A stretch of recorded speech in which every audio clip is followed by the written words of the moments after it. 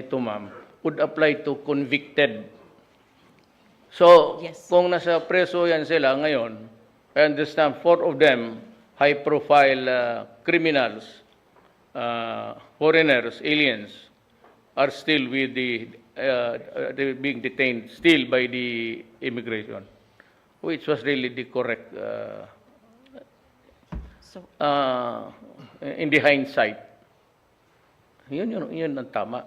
Pwede ka basta na lang mag-release ka. The Secretary of Justice, just i-call away.